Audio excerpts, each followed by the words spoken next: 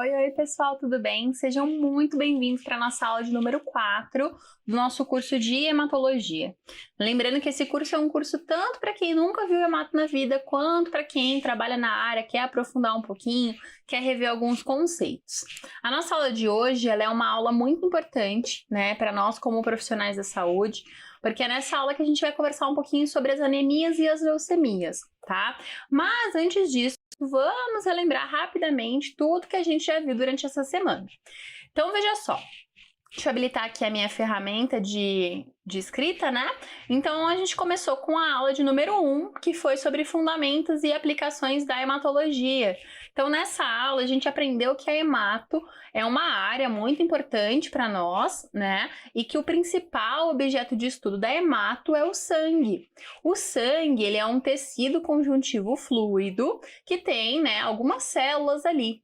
Essas células são os eritrócitos, que a gente também chama de hemácias, né? Que são as nossas células vermelhas, os nossos glóbulos vermelhos. Elas têm hemoglobina dentro das células, né? Elas têm hemoglobina dentro e essa hemoglobina tem um grupo M, que tem o ferro, e é o ferro que vai ajudar no transporte de gases, principalmente de oxigênio. O sangue ele é muito importante para o funcionamento fisiológico do nosso organismo, né? O funcionamento natural. Por quê? Porque esse funcionamento depende, né, do transporte de muitas coisas. Exemplos: transporte de gases, de CO2, de oxigênio, transporte de nutrientes, transporte de vitaminas, aminoácidos, glicose, transporte de células do sistema imunológico, né, que formam ali a nossa defesa orgânica, transporte de plaquetas que estão relacionados com todo o processo de coagulação sanguínea, ok? Na aula 2, nós conversamos um pouquinho sobre os processos de formação e maturação das células sanguíneas. Então, como que elas são formadas e como que elas chegam, né, até as células da forma que a gente conhece. Então, a hemácia, ela já nasce uma hemácia? A gente já, quero uma hemácia. Tem uma hemácia pronta? Não, tem todo um processo de formação. A gente chama esse processo de eritropoiese, que é o processo de formação dos glóbulos vermelhos, das hemácias. Leucopoiese é o processo de formação dos leucócitos, dos glóbulos brancos. E nós temos também a megacariocitopoiese, que é o processo de formação dos megacariócitos. E aí, o que vai acontecer com esse megacariócito? O seu citoplasma começa a se fragmentar e esses fragmentos citoplasmáticos do megacariócito são, na verdade, as nossas plaquetas, que vão atuar no processo de coagulação sanguínea, ok?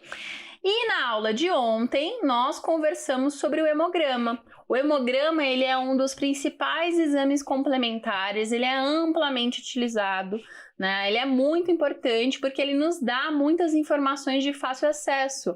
É um exame considerado, né, com uma coleta tranquila, uma coleta simples, né? A gente coleta ali para o hemograma um tubinho de sangue EDTA, tá?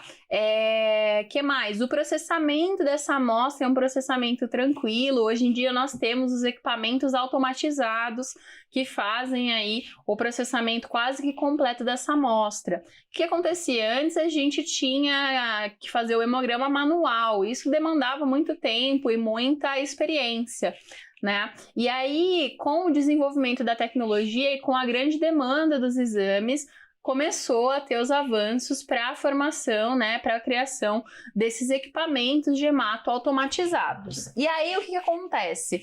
Esses equipamentos automatizados, eles têm uma grande variação, né, que depende do dinheiro que o laboratório tem para investir nesse equipamento. Então, nós temos equipamentos desde a linha básica, né, que são aqueles equipamentos que fazem as principais dosagens, que avaliam os principais aspectos do hemograma, até equipamentos que são, assim, super avançados, eles fazem tudo para nós. São equipamentos que, além de avaliar os parâmetros do hemograma, eles ainda fazem a lâmina, coram a lâmina, tiram foto, o microscópio consegue rastrear alguns pontos ali da lâmina, fotografa e mostra para nós, né? Então, é muito importante que a gente entenda que tem uma variação de equipamentos diferentes e que cada um fornece informações diferentes, mas que a linha básica ali, os equipamentos básicos de hemato já são suficientes, né, para a gente conseguir fechar um diagnóstico ok, tá?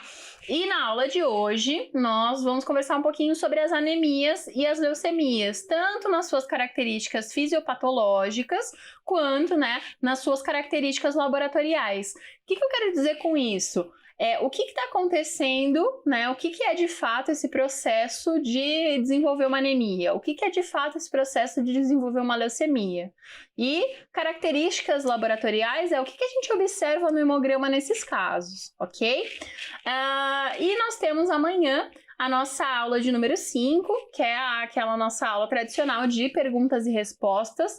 É uma aula muito importante para a gente fixar e conseguir, né, responder as dúvidas de vocês que foram surgindo durante o curso. Por isso, falo novamente, tenho falado isso toda a aula, né? É muito importante que vocês deixem aqui embaixo nos comentários as dúvidas, comentários, sugestões, coisas que vocês querem dizer sobre o curso, se vocês estão gostando, se não estão sentindo falta de alguma coisa, se gostariam de um curso mais aprofundado em tal tema, ok? Podem deixar tudo aqui embaixo, eu estou monitorando os comentários e eu vou selecionar, né, as principais dúvidas, as mais recorrentes, aquelas que vocês mais têm com frequência, para compor a nossa aula de amanhã, que é a nossa aula de número 5. Ok? Então, vamos lá, né, pessoal? Quando a gente pensa nas anemias e nas leucemias, a gente tem que pensar que a gente está olhando para elas a partir do hemograma. Então, a gente tem lá o nosso hemograma, né? Vem sempre escrito qual que é o tipo de exame, qual que é o material, qual o método de avaliação. E aí, quando a gente pensa numa anemia, a gente está olhando para cá, para a série vermelha. Então, primeira coisa que a gente tem que entender, a anemia, ela está relacionada com a série vermelha, com as hemácias, os glóbulos vermelhos, os nossos eritrócitos, tá bom? O que é uma anemia, então? É uma diminuição da concentração de hemoglobina, tá? Hemoglobina. Lara, eu posso ter número de hemácias normal e concentração de hemoglobina diminuída? Pode. Nesse caso, eu tenho número de hemácias normal. É uma anemia? É. Por quê? Porque a concentração da hemoglobina está menor, tá? Então, uma diminuição da concentração da hemoglobina sanguínea que seja ali, né, fora do valor de referência estipulado pela Organização Mundial de Saúde, tá bom? E aí a gente tem esse quadro de anemia. Então a gente tem uma redução de hemoglobina e veja só, a hemoglobina a gente tem o grupo M. O grupo M tem ferro, tá? O ferro que dá a cor. Lembra que o ferro dá a cor para a hemácia, o vermelho, e a hemácia que dá a cor para o sangue, vermelho.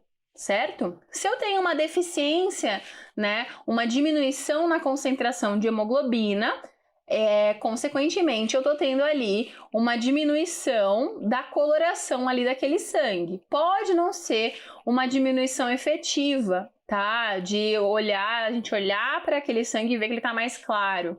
Mas o que eu quero dizer para vocês é que uma das principais características de uma pessoa anêmica é a palidez. A pessoa fica muito pálida, né? Ela não tem essa coloração rosadinha, ela fica bem pálida.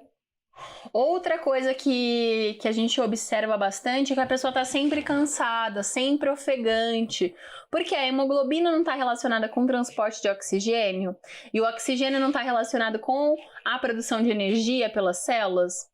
Se eu tô tendo menos hemoglobina, significa que o meu transporte de oxigênio está sendo menor.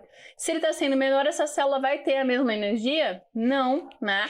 Ela vai trabalhar de uma forma um pouquinho mais lenta. Então, essa pessoa fica sempre cansadinha, tá sempre ofegante, tem dificuldade para realizar as atividades do dia a dia, tá? Esses são os principais sintomas que a gente observa e essas são as correlações com a realidade, né? Com o que a gente vê no hemograma. Então aqui, né, nós temos a hemácia. A hemácia tem dentro dela a hemoglobina, né? Várias moléculas de hemoglobina. A hemoglobina tem esse formato, né? São 4 cadeias alfa.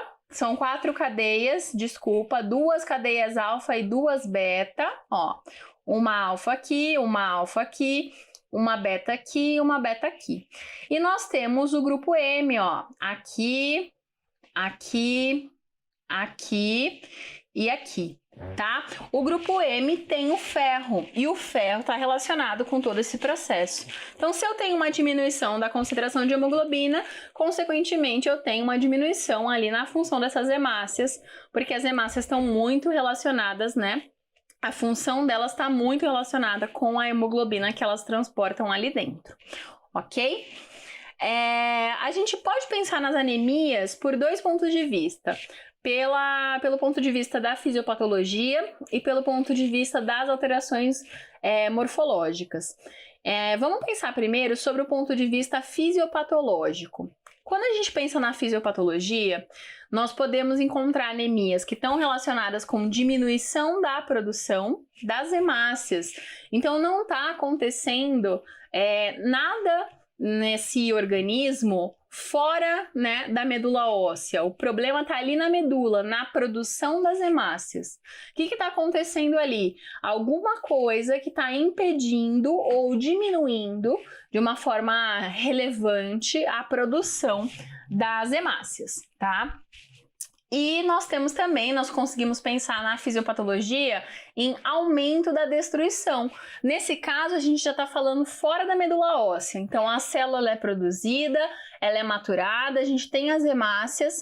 Fora da medula óssea está acontecendo destruição, um aumento da destruição. A gente tem, né, a renovação ali dos glóbulos vermelhos, eles são destruídos normalmente depois de um tempo no nosso organismo, mas o aumento desnecessário dessa destruição pode ocasionar um quadro de anemia. Por quê? Porque a medula não vai conseguir repor a tempo, tá? Então a gente aumenta a destruição fora da medula, mas a medula não está conseguindo repor essas células a tempo, então você tem, né, uma quantidade menor. Ou também pode estar relacionado com quadros de perdas hemorrágicas severas. Então, a pessoa teve uma hemorragia severa, ela perdeu muito sangue, por isso, né, ela está com um quadro de anemia temporário, tá bom? Bom, pessoal, pensando nisso, então, né, a gente consegue determinar e diferenciar alguns processos e coisas, né, características laboratoriais ali que estão relacionadas com cada tipo de anemia, pensando na fisiopatologia, tá? Então, veja só, quando a gente pensa na diminuição ou na ausência de produção desses eritrócitos, nós conseguimos dividir isso relacionado com a fase proliferativa, ou seja, a fase de produção, de formação desses eritrócitos, ou relacionado com a fase de maturação.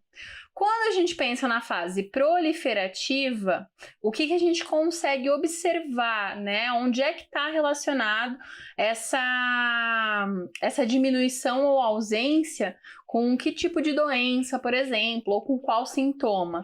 Nós observamos relação com infiltrado leucêmico, com redução de eritropoetina. Eritropoetina é um hormônio que auxilia nesse processo de formação e maturação das hemácias. Então, a eritropoetina ela é essencial para todo esse processo que a gente viu lá na aula de número 2, lembra? Para todo esse processo acontecer. Então, se eu tenho uma redução dos níveis de eritropoetina, o que vai acontecer? Eu não vou conseguir formar e maturar essas hemácias como deveria, tá?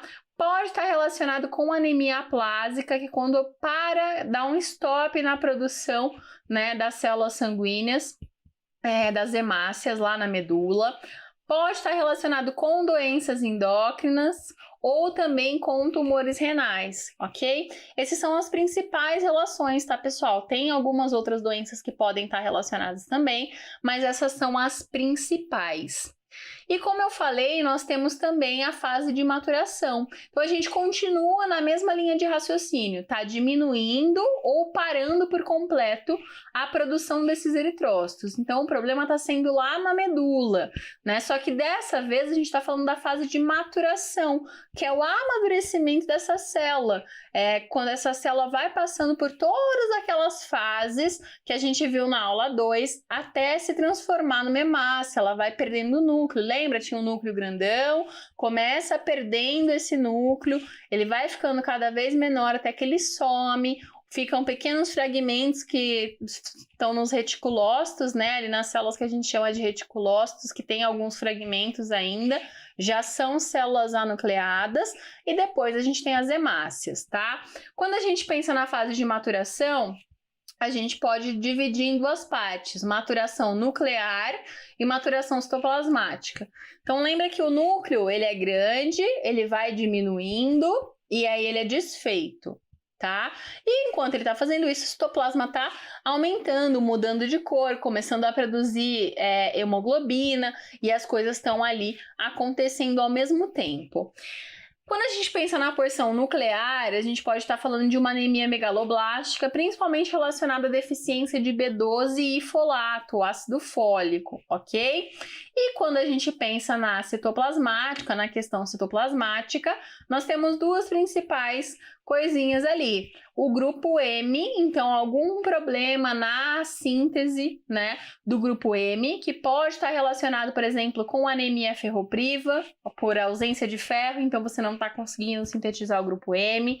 Pode estar relacionado com doenças crônicas e com anemia sideroblástica, tá? Além disso, nós temos a porção das globinas. Lembra que a hemoglobina, ela tem 4 proteínas, né, 4 globinas ali, e grupos M. As globinas, né, deficiências na produção das globinas está relacionado com as talassemias, né? As talassemias, na verdade, são doenças hematológicas com deficiência de produção das globinas, que vão ali formar a nossa hemoglobina, ok? Nós temos também, né, pensando ali nas condições fisiológicas, o aumento da destruição dos eritrócitos, né, nas condições fisiopatológicas. Então, pode estar acontecendo alguma coisa ali que está proporcionando uma diminuição ou ausência de produção dessas células. Mas, além disso, a gente pode estar falando de um aumento da destruição desses eritrócitos. E esse aumento da destruição a gente chama de hemólise. Hemólise é o processo na qual essa célula, nossa hemácia, ela é lisada, ou seja, ela é rompida, tá? A gente tem o rompimento ali da membrana da hemácia e a hemácia, ela é aberta, ela é rompida. E nós temos aí dois tipos principais: a hemólise intravascular, que ocorre dentro dos vasos sanguíneos, ou seja, as nossas células vermelhas, os nossos eritrócitos, eles são rompidos dentro do vaso. E nós temos a hemólise extravascular, que é quando eles são rompidos, lisados, fora dos vasos, né, lá nos tecidos, tá?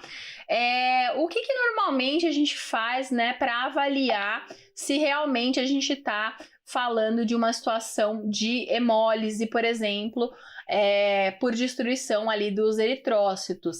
Nós podemos dosar aptoglobina, bilirrubina indireta, que está relacionado ali com todo o processo de processamento, né, para a excreção do grupo M, e os reticulócitos. Por que os reticulócitos? Porque se eu estou, né, lisando essas hemácias que estão prontas, que estão ali circulantes, que estão boas e funcionantes, eu estou lisando elas. Eu vou precisar continuar, né, o meu fluxo de distribuição sanguínea, de distribuição de oxigênio, por exemplo. Então, a minha medula óssea vai entender que ela precisa liberar mais hemácias para mim. Mas nem sempre ela tem hemácias prontas. Então, nesse caso, com uma alta destruição dos nossos eritrócitos, o que acontece com essa medula? Ela começa a liberar os reticulócitos. Então, começa a aparecer células mais jovens lá no sangue periférico para ver se elas conseguem fazer essa mesma função, ok? Aqui eu coloquei um quadro rapidinho para mostrar para vocês, né, um pouquinho sobre essa divisão da fisiopatologia, né? Então, se há uma anemia que está relacionada com a perda sanguínea, nós podemos classificar ela em aguda, se ela for de avanço rápido, ou em crônica, se ela for de avanço lento.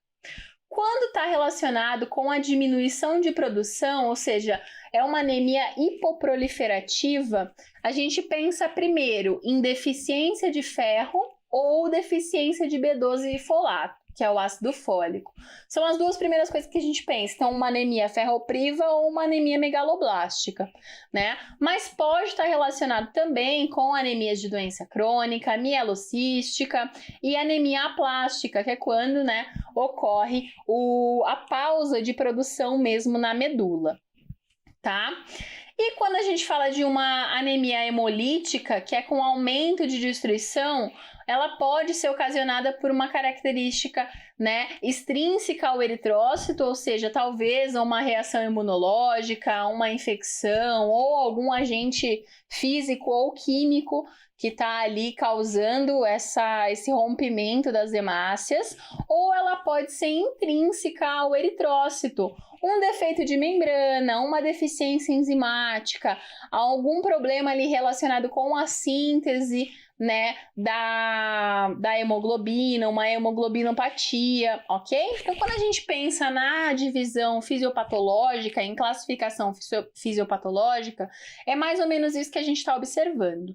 Mas não é só isso que a gente consegue fazer, né? Nós conseguimos diferenciar esses tipos de anemia também pelas alterações morfológicas. Então, a gente avalia principalmente dois parâmetros, que é o tamanho e a coloração. O tamanho a gente vê pelo índice hematimétrico VCM e a coloração pelo HCM, ok? Quando a gente pensa em tamanho, vou colocar aqui em cima para vocês, ó, que a gente está olhando para o VCM, tá? Então, o VCM, se ele está dentro do valor de referência, nós temos hemácias normocíticas, né? Que é um quadro de normocitose, ou seja, tamanho normal. Olha para o tamanho dessas hemácias, ó, aqui, veja o tamanho delas. Esse é o tamanho considerado normal. Porém, se eu estou abaixo do valor de referência, nós temos hemácias microcíticas. Olha o tamanho delas. Quando a gente compara, né, uma com a outra, elas são menores. Então, a gente tem normocítica, microcítica é menorzinha. E a macrocítica é quando está acima do valor de referência. Estou acima do valor de referência, olha o tamanho dessas hemácias, né? Quando a gente compara um com o outro, são hemácias bem maiores, tá? A microcitose, que é quando elas são menores, a gente observa principalmente em anemia ferropriva. E a macrocitose pode acontecer ali em anemias megaloblásticas, hepatopatias, tá bom? E quando a gente pensa em coloração, nós falamos sobre o HCM, que é a hemoglobina corpuscular média, tá? A coloração é assim, se ela está numa coloração normal, dentro do valor de referência, nós chamamos de normocrômica, que é coloração normal. Então, olha para essa hemácia aqui, vamos ver a coloração dela, ó. Ela tá coradinha, redondinha, eu consigo ver que tem um ponto de luz central, mas ela tá corada de uma forma relativamente uniforme.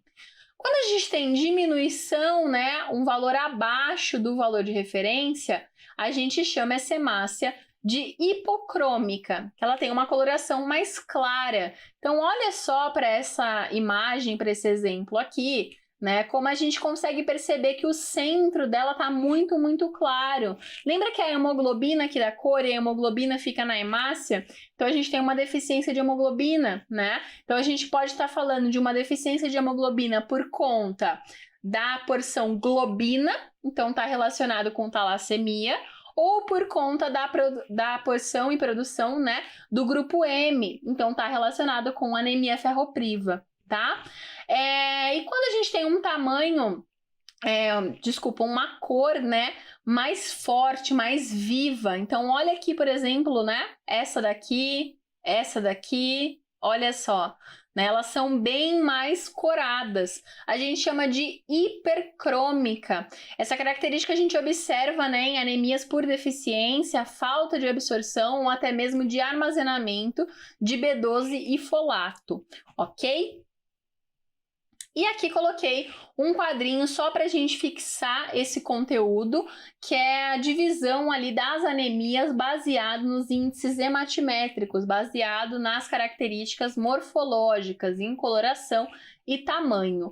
Então veja só que aqui a gente tem anemias que são macrocíticas e normocrômicas, estão relacionados ali com anemias hemorrágicas, né, secundárias ao uso de antimetabólitos, hepatopatias, deficiência de B12 e ácido fólico, deficiência na síntese do DNA, tá? Nós temos as normocíticas e normocrômicas, e aqui, ó, elas têm tamanho e coloração normal. Então, esses índices não vão ajudar a gente a identificar essas anemias, por exemplo. Aí a gente precisa pensar na parte fisiopatológica, tá? A normocítica e normocrômica está relacionada com hemorragia aguda, anemias por deficiência de produção das hemácias ou anemias hemolíticas com discretas, né, reticulocitoses. E nós temos também a microcítica e hipocrômica, ou seja, menor tamanho e uma coloração mais leve. Está relacionado principalmente com anemia ferropriva e talassemias. Nós temos a sideroblástica também, tá? Pensando agora um pouquinho no hemograma, nós não temos só a série vermelha, certo? Nós temos também a série branca, e é na série branca que nós avaliamos os nossos leucócitos. Os leucócitos são as nossas células de defesa, são células que compõem o nosso sistema imunológico, o nosso sistema imune, e vão defender o nosso organismo contra patógenos, infecções, etc. Então, quando a gente pensa ali no hemograma, nós temos a série branca, que é onde a gente avalia os nossos leucócitos. Se eu tenho um problema ali na série branca, um problema de produção desses leucócitos, por exemplo, a gente tem uma situação de leucemia. Lembra que os leucócitos, no momento de produção, nós temos ali uma célula-tronco pluripotente que dá origem para uma célula-tronco linfóide, para a produção dos linfócitos, e uma célula-tronco mieloide, que vai produzir todas as outras células do sangue. Então, nós podemos ter leucemias do tronco linfóide, que são leucemias linfóides, ou leucemias do tronco mieloide, que são as leucemias mieloides.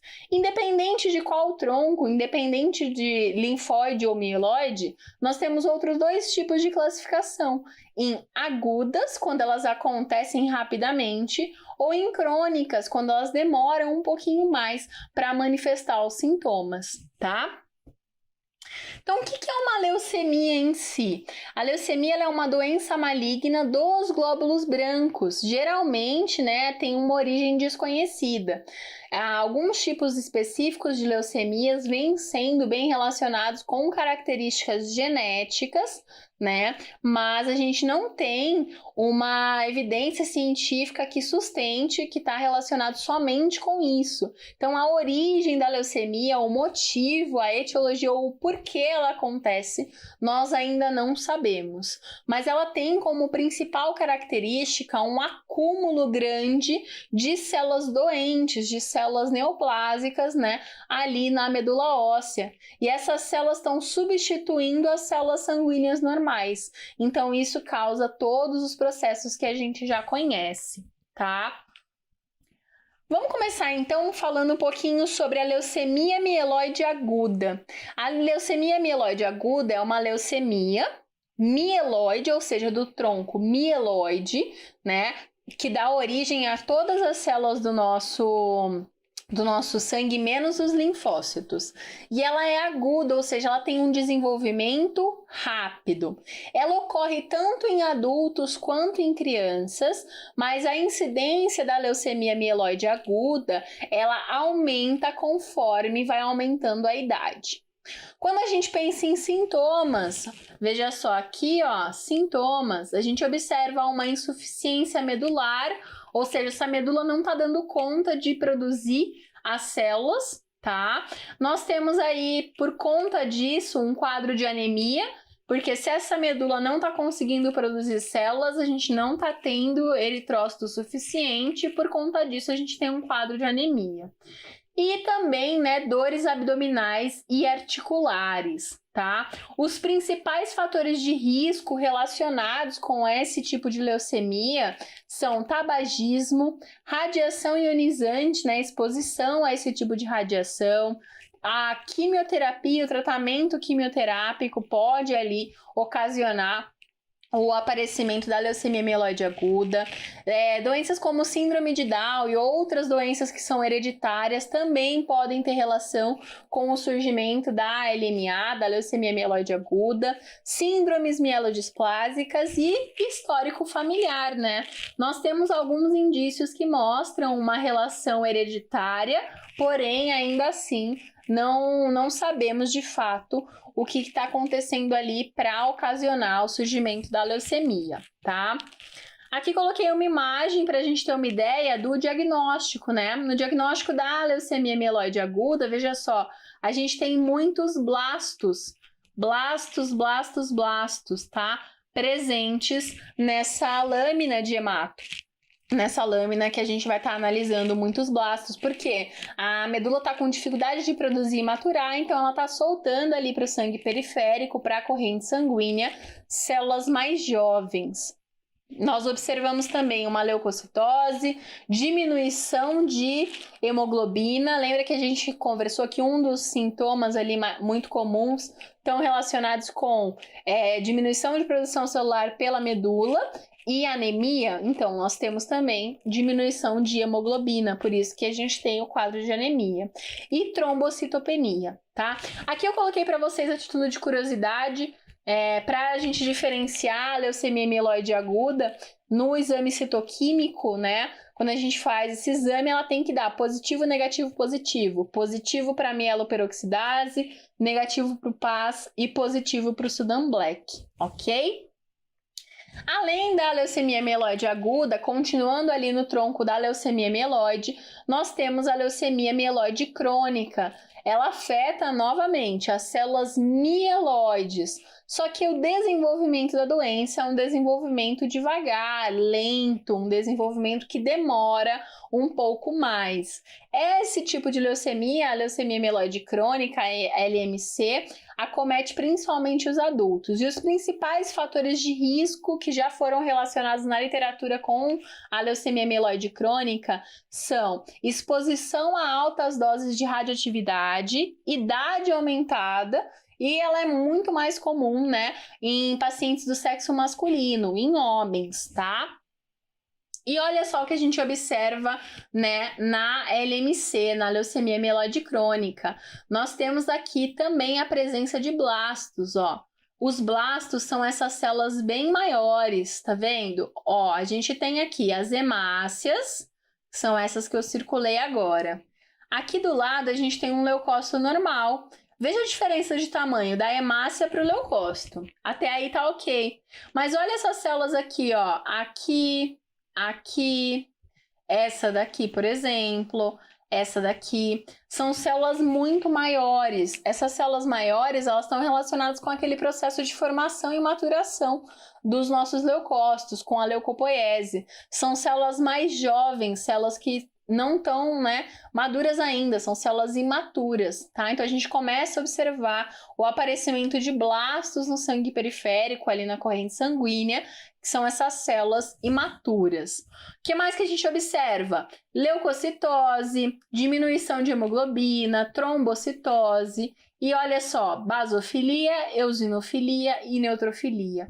Tá? Então tem uma alteração completa de produção e maturação das células da linhagem mieloide, tá? Nós temos também as leucemias linfóides, e elas também são divididas em aguda e crônica. Então, a leucemia linfóide aguda, ela afeta células linfóides e acontece de maneira rápida, certo? Até aí, tudo bem. Ela é mais comum, é o tipo mais comum em crianças pequenas. Ela acontece em adultos também, mas é mais comum em crianças, tá? Os principais fatores de risco que já foram relacionados com esse tipo de leucemia é a exposição à radiação ionizante, alguns tipos de quimioterapia, né? E o fato de ser muito comum em crianças. Então, a idade pode aí atuar como um fator de risco. Aqui é uma imagem do que a gente encontra no caso da leucemia linfóide aguda. Veja que a gente tem, né, linfócitos bem jovens, tá? Nós temos aqui linfócitos, ó, aqui é um linfócito, por exemplo. Veja que ele tem um núcleo bem grandão e uma porção citoplasmática um pouco menor. Lembra que a gente está falando da linhagem linfóide? Então, os blastos que a gente vai observar aqui são principalmente dessa linhagem, tá, pessoal? Então, por isso que a gente olha para essas células, elas parecem, né, muito semelhantes. Mas veja que aqui, por exemplo, né, nós temos células que são bem maiores, que é um indicativo de serem células mais jovens. Nesse caso, na leucemia linfóide aguda, nós observamos a presença de blastos, leucocitose, diminuição de hemoglobina e trombocitopenia de novo, igual a gente observou na linhagem mieloide, mas agora a gente está vendo blastos, né, que são mais para o lado linfóide. E nos exames da citoquímica, a gente observa o contrário. Lá na leucemia mieloide aguda era positivo, negativo, positivo. Aqui na leucemia linfóide aguda é negativo, positivo, negativo. Então, para mieloperoxidase é negativo. Lá na mieloide era positivo. Para o PAS é positivo e na mieloide era negativo. Para o Sudan Black é negativo e na mieloide era positivo, ou seja, a citoquímica é ao contrário, tá? Assim facilita da gente fazer o diagnóstico. E nós temos também, por fim, né, a leucemia linfóide crônica. Ela também é da linhagem linfóide, só que ela é crônica, ou seja, ela demora um pouquinho mais para aparecer os sintomas. Nesse caso, a gente está falando de uma leucemia que ela é mais comum nos países ocidentais, acomete ali os indivíduos mais idosos, né, entre 67 e 72 anos, e está muito relacionada com o sexo masculino. A leucemia linfóide crônica, ela tem já uma boa relação genética, né? A gente conhece aqui, coloquei até aqui para vocês, né, algumas deleções ou alterações genéticas que são observadas nesses casos, né? No caso de leucemia linfóide crônica. O mais comum aqui, aproximadamente 55% dos casos, é uma deleção, né, do braço curto, no braço longo, desculpa, do braço longo, do cromossomo 13, ok? E aqui coloquei uma imagem do que a gente observa, né? Aqui a gente tem umas manchas de Gumprecht. Essas manchas, elas são umas células um pouco mais esparramadas, tá? A gente observa a presença de blastos também da linhagem linfóide, né? E uma linfocitose tanto relativa quanto absoluta. Nesse caso, né, os linfócitos, eles são pequenos, eles têm citoplasma escasso e o núcleo é muito denso. A gente não tem um nucleolo evidente, por exemplo, e a cromatina está parcialmente agregada, é um núcleo bem denso mesmo. E é isso que a gente observa na leucemia linfóide crônica. Ok, pessoal? Então, deixo para vocês aqui aberto mais uma vez um dos nossos comentários para dúvidas, sugestões, coisas que vocês queiram dizer. Também, né, fica aberto o meu Instagram para vocês mandarem mensagem por lá, perguntarem, tirarem as dúvidas. E na aula de amanhã a gente vai conversar um pouquinho sobre as dúvidas de vocês. Então, se você está assistindo essa aula e ficou com alguma dúvida sobre as aulas anteriores ou sobre essa, coloca aqui nos comentários ainda hoje, que dá tempo da sua dúvida ser selecionada para compor a nossa aula 5, que é a aula de amanhã. Caso vocês assistam depois da aula 5 estar no ar, podem me mandar mensagem lá pelo Instagram, que eu vou respondendo e tirando as dúvidas de vocês, tá bom? Um beijo para vocês e até amanhã!